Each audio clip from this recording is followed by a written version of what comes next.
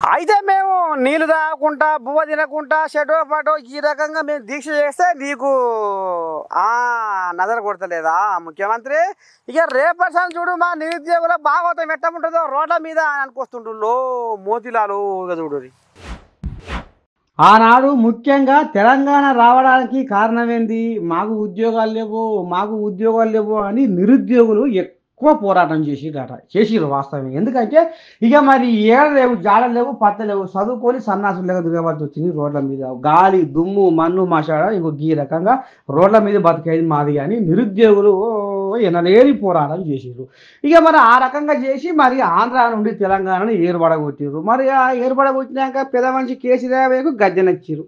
మరి ఆయన ఏం ఉద్ధారకం చేసిండు? ఏది లేదు ఎక్కర్లేదు, నిరుద్యోగులు మర్చిపోయాడు. తాత కొడుకు ఇంత పనుకున్నావని పాయ.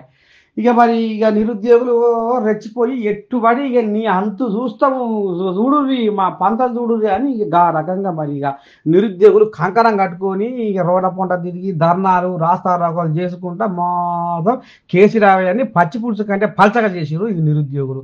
ఆఖరకు వస్తారకల్లా రేవంతమయ్యకు పట్టం కట్టిరు. రేవంతమయ్య రేషన్ పెట్టే బాగానే మాట్లాడిండు. మరి కొసకొస్తారకల్లా ఏమైంది?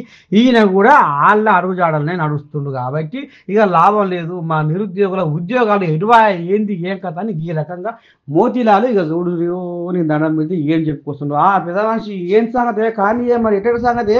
నువ్వు ఏమో తినకుండా తాగకుండా దీక్ష చేస్తున్నావట, నీ పాడిగా సచ్చేవా ఇంత? ఇక మరి ఎట్లా రేపటి ఎట్లా ఉంటుంది కథ చెప్పే. గ్రూప్ 1 బలిష్ట 100 చేయాలి, గ్రూప్ 2 2000 పోస్టులు పెంచాలి, గ్రూప్ 3 3000 పోస్టులు పెంచాలి, డిఎస్సి పోస్ట్ పోన్ చేయాలి, మెగా డిఎస్సి 25,000 నోటిఫికేషన్ చేయాలి. వాళ్ళు 2 లక్షల ఉద్యోగాలు అన్నారు. మేము 2 లక్షల ఉద్యోగాలు అడగలేదు. 30,000 నేను మాట్లాడిన దాని ప్రకారంగా అవి 30,000 ఉద్యోగాలు కూడా లేవు. మరి 30,000 ఉద్యోగాలు కూడా నువ్వు వచ్చిన సంవత్సరంలో 2 లక్షలు ఇస్తా ఉన్నప్పుడు 30,000 ఉద్యోగాలు కూడా నువ్వు ఇవ్వకపోతే నేను నిరుద్యోగులకు ఏం అండగా నిలబడినట్టు? జాబ్ క్యాలెండర్ ఎవరు అడగట్లే. నువ్వు 2 లక్షల్లో ఉంటున్నాను చెప్పినంత మాత్రం నేను ఎవరు నమ్మలే. నీ నిరుద్యోగ వృత్తికి ఎవరు ఆశపడలే. నీ రైతు బంధుకో లేదంటే రుణమాఫీకో ఎవరు ఆశపడలే. ఆ రోజున్న వాస్తవ పరిస్థితుల్లో రైతు కూడా సంతోషంగా ఉన్నారు, పింఛన్దారులు కూడా సంతోషంగా ఉన్నారు. వాళ్ళందరూ కూడా ఓట్లేసి మళ్ళీ అదే ప్రభుత్వాన్ని గెలిపించుకోవాలని, టీఆర్ఎస్ ప్రభుత్వాన్ని గెలిపించుకోవాలని ఆలోచనలో ఉన్నారు.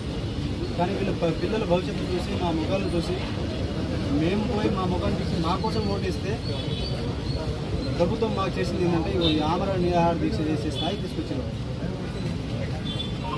నేను 9 రోజులుగా ఓపిక పట్టిన, నరక యాత్ర చూసిన.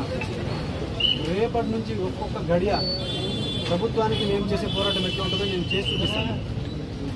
నాకు మద్దతు ఇచ్చినటువంటి ప్రతి ఒక్క మిత్రులకు, రాజకీయ నాయకులకు, బీటీ రాజేంద్ర గారికి, ప్రవీణ్ కుమార్ గారికి, హరీష్ రావు గారికి, కేటీఆర్ గారికి, రాకేష్ రెడ్డి గారికి, ఇటు సైడ్ మన రాణి రుద్రమ రెడ్డి గారికి, బక్క జడ్సన్ అన్న గారికి, పృథ్వీ అన్న గారికి, సంజీవ్ నాయక్ సేవల సేన జాతీయ అధ్యక్షులు సంజీవ్ నాయక్ గారికి, సంపత్ అన్న గారికి, రాజాలింగం అన్న గారికి, మిగతా మన రాజాలింగం అన్న ఓజేసి వ్యవస్థాపక అధ్యక్షులు బీసీ ఆయన అన్నగారికి, ఇక మిగతా మద్దతు ఇచ్చిన ప్రతి ఒక్కరికి కూడా నేను ఇప్పుడు ఈ ప్రెస్ మీట్ అయిన తర్వాత వాళ్ళందరినీ కలుసుకుంటూ వాళ్ళ యొక్క రేపు మేము నిరుద్యోగం చేయబోయే రేపటి నుంచి ఇప్పుడు దాకా తినకుండా చేసినా, తాగకుండా చేసినా, రేపు తింటూ తాగుతూ చేస్తే రేపు ఈ ప్రభుత్వం ఏ విధంగా మమ్మల్ని అడ్డుకుంటుందో, మీరు వాళ్ళు ఏ విధంగా మమ్మల్ని అడ్డుపడతారో మీరు వాళ్ళ విజ్ఞతగా వదిలేస్తా. వాళ్ళు ఏం చేయలేరు కూడా.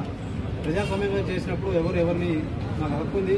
మీకు ఇంకో మరీ ముఖ్యమైన విషయం ఏంటంటే నేను నా ఫోన్ లాక్కున్నాను. నా ఫోన్ లేదు, మాట్లాడడానికి ఫోన్ లేదు. నా ఫోన్ తీసుకోవడానికి మీకు ఏం రీజన్స్ ఉంది? ఎవరు అసలు మీకు హక్కు ఏముంటుంది? నేను యాంటీ సోషల్ ఎలిమెంట్ చేసిన ఫోన్ లేకుండా ఎవరిని రానియకుండా ఇదే గాంధీ భవన్ చుట్టూ 2 కిలోమీటర్ల చుట్టూ మొత్తం పోలీసులను పెడితే పరామర్శలు చేయడానికి నేను ఆ ప్రాసెస్లో చచ్చిపోతే